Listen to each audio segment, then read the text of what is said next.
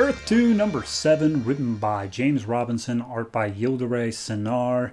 Last issue was the end of the arc. They beat Solomon Grundy, and Alan Scott restarted the planet. And this issue picks up with the planet being like, hey, we got new superheroes. Also, the planet's kind of being fixed. So that's neat. And also, there was that news story that Alan Scott was reported to be on a train that crashed, but it turns out he's fine. And then we cut to him in his room, mirror smashed, room torn apart, clearly not fine.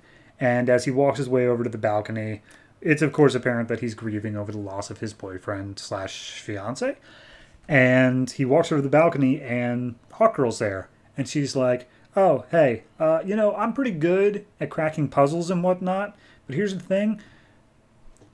There was a Green Lantern sighting at that train crash, and you miraculously survived the train crash. This is not the hardest puzzle to put together. And he's like, yeah, well, I know your name is Kendra, so whatever. And she's like, yeah, my name is Kendra Munoz Saunders. And she's like, oh, wait, Saunders, you're an archaeologist. Actually, more of a tomb raider. She's like, yeah, you guys did a piece on me a couple years back. It was very unflattering, but also mostly true, so whatever. And she explains how she was a tomb raider. One day the World Army was contacting her saying, hey, can we get your help with something? And she was cursed with this pair of wings ever since then. And he's like, curse? That's kind of a strong word. You're a superhero. You're a wonder.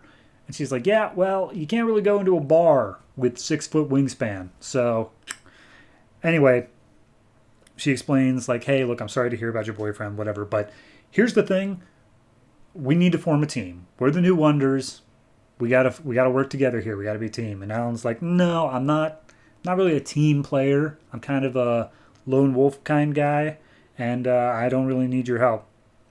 And she's like, well, here's the thing. Without your ring, because your ring can't fail, we've already seen that, you're simply mortal. And she fires off a crossbow, which goes straight through the ring into a nearby photo of Alan and his boyfriend Sam. And Alan gets super pissed that the photo was ruined. The ring flies onto his finger, but Kendra's already gone. And then we get the bulk of the issue, which also seems like it's going to be the bulk of the series, is we have this back and forth between Sloane and Amar, the commander of the world armies and the guy who literally blew up like God knows how many cities in order to take out Apocalypse. And Sloane has just been given basically the top lead science division or post in the World Army. And Amar's like, he is literally a genocidal maniac. And they're like, yep, but he's a damn smart one, so you're going to work with him. And Sloane and him walk and talk down the hallways, and they're just like, hey, look, we don't trust each other, but we're going to do this thing. Like, we both want what's best for the world, even if it's in opposite ways. So you're going to keep tabs on me, I'm going to keep tabs on you. That's how it's going to go. And Sloane's like, I'm sure you already found out about, like, the hidden base I have. And he's like, what hidden base? And he's like, do I even have a hidden base? I don't know. I didn't say anything. So then cut to the hidden base being revealed as a building in Paris. And Amar is like, all right, Wesley Dodds and your Sandmen, I need you to break into that place and figure out what in the heck's going on. Also, we believe that he has an individual named Michael Holt in there, aka a guy named Mr. Terrific. Dude just showed up out of nowhere one day, and Terry Sloane just came out, said, hi, I'm Terry Sloane, and took him in. Go rescue that man. And the Sandmen are like, right, we'll go in and we won't be caught.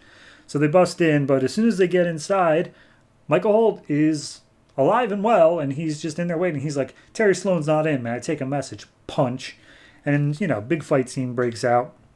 But they do end up putting Michael to sleep, but not before he reveals that he is in service to Terry Sloane and is doing anything he wants. So, probably a mind control thing. Anyway, flash over to Tokyo, Japan.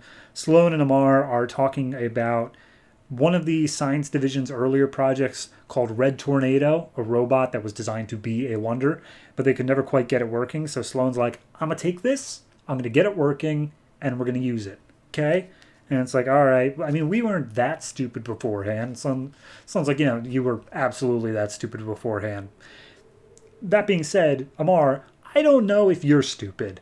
Either you are an idiot and you actually are working with me without any other underhanded motives, or you are on my level and you're playing the chess game with me.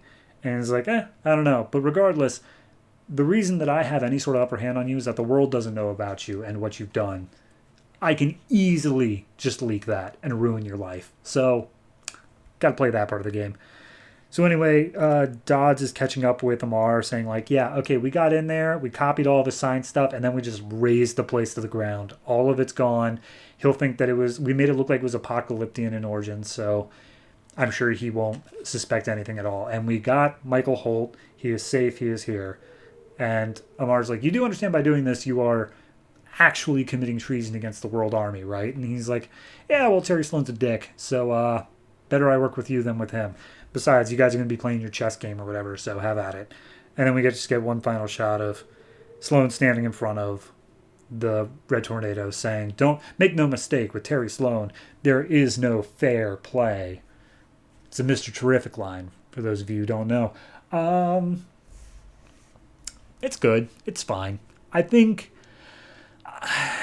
that the Amar and Terry Sloan stuff is like the weakest to me, but it seems like that's what's going to be getting the most focus. If they can develop it in a way that I'm interested in, then yeah, I'm all for it, clearly, if I get interested in it. But I don't know. I'm much more interested in seeing them develop the Justice Society, like, of this planet. Show me more with Jay Garrick. Show me more with Alan Scott. Get a few more of those characters rolling.